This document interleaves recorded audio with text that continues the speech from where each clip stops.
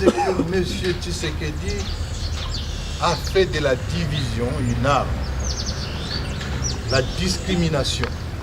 Il y a des Congolais à qui il prétend distribuer la nationalité ou la refuser comme discrimination. Beaucoup de Congolais vivent en exil, juste parce qu'on leur a dit que vous n'êtes pas des Congolais. Plus particulièrement dans cette catégorie, vous avez les communautés Tutsi, mais je dirais pas seulement les communautés Tutsi, mais les communautés rwandophones. Juste parce qu'ils parlent le Kinyarwanda, ils sont discriminés comme ça. Et aujourd'hui, on extrapole même toute personne qui parle le Swahili. Les Swahiliphones, on les considère tous comme étant des Rwandais. Aujourd'hui, à Kinshasa, vous vivez, j'espère que vous vivez ce qui se passe à Kinshasa. Un Swahiliphone est en danger. Et si vous voyez les gens que M. Tshisekedi a humiliés le plus, ce sont les Swahiliphones. Ce qu'il a tué. Alors que c'est lui qui a volé l'argent, mais il fait arrêter Kamere. Il a humilié autant, en voulant tuer. Nous tous, nous sommes des victimes, nous étions candidats à la mort. Et nous le sommes toujours. Alors ces 4 raisons font que nous avons nous avons des problèmes au Congo, et ce que nous considérons comme des causes profondes de la crise, qu'il faut examiner froidement entre nous, Congolais, et trouver les voies et moyens qui permettront une solution durable, de sorte que les tueries que nous vivons aujourd'hui à Béni, par les Édiens, on en finisse. De sorte qu'en Ituri, il y a des communautés qui sont tuées tous les jours, les Héma. Ne sont-ils pas des Congolais, n'ont-ils pas des droits? De sorte que les Congolais retrouvent aussi sa dignité. Parce que dans tout cela, quand vous allez dans la ville de Kinshasa, c'est la ville la plus sale du monde. Et même pour ça, M. Tshisekedi a développé une thèse pour dire que tout ça, il n'y a pas de problème, même si la ville de Kinshasa est sale. La cause, c'est les Rwandais. Même quand les Congolais ne mangent pas, la cause, c'est les Rwandais. Évidemment, les Rwandais aujourd'hui le énième bouc émissaire. Parce qu'avant ça, c'était d'abord que non, c'est le FCC qui bloque. Non, c'est Kabila qui bloque. Non, c'est Covid qui bloque. Si ce n'est pas ça, et après on est arrivé à non, c'est la Constitution qui bloque. Mais aujourd'hui, on dit même que c'est l'IDPS lui-même qui bloque. Oui. C'est ça la vérité. Alors, au regard de ces 4 raisons, ces 4 justifications, nous ne pouvions pas rester célibataires. Malheureusement, il y en a ceux qui sont au monde et qui pensent que non, et ils sont bien en Amérique, ils mangent. Mais ils pensent qu'ils doivent régenter tout ce qui se passe au Congo. Et c'est eux qui doivent dire que tel est bon, tel est sain, tel lui, il est comme ça. C'est pourquoi ils nous distribuent des sanctions comme des arachides. Les sanctions nous diront quoi? Les sanctions ne nous concernent. Vous avez affaire à des gens qui sont ici. Et c'est ce qui justifie aussi la détermination.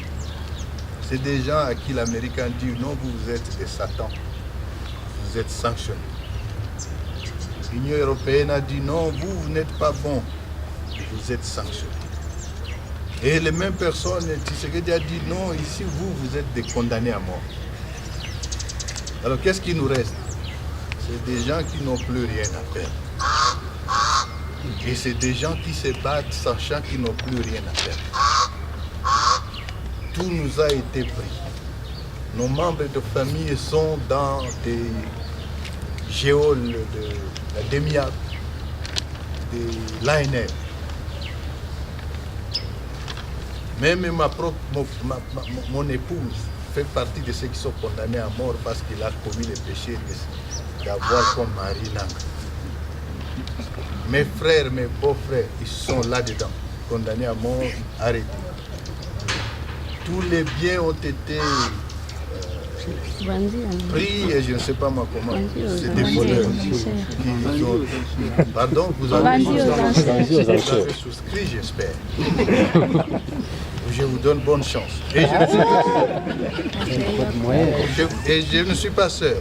C'est-à-dire que mes collègues, tels que nous sommes là, avec les cadres que vous voyez qui sont dans la rue, sont des familles soit arrêtées, soit en fuite, en cavale, soit tuées.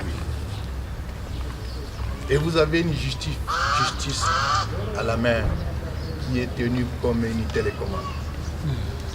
Arrête celui-ci, jette-le en prison, tue-le. Et on doit rester comme ça. Non. Les sanctions ne nous disent rien, mais surtout quelles sont des sanctions injustes, non justifiées et basées sur les intérêts que nous ignorons. Mais nous, notre intérêt, c'est la dignité du Congo. C'est le développement du Congo. La fin de la souffrance, de la misère des Congolais. La sécurité de la Congo. Mais dans tout ça, nous avons des valeurs. Et je terminerai par ça. Dans notre lutte, nous disons qu'il y a des valeurs que nous mettons en exergue. Ces valeurs, c'est quoi? Le patriotisme. C'est ce que nous disons, ceux qui nous accusent à tort d'être des balkanisateurs, qu'ils soient maudits. Parce que le Congo restera un et indivisible. Nous avons comme valeur le sacrifice. Nous disons, notre salut ne viendra jamais de la Banque mondiale. Ne viendra jamais de l'Union européenne. Même s'ils ont des prétentions, des pensées, non, c'est eux qui doivent... Et même ont des problèmes. Il y a la guerre en Europe. Pourquoi ils ne résolvent pas, ils prétendent seulement résoudre. Notre salut ne viendra pas ni du Rwanda, ni de l'Ouganda, ni du Burundi. Notre salut, notre développement, notre sécurité viendra de nous-mêmes. Et nous sommes dans cette logique.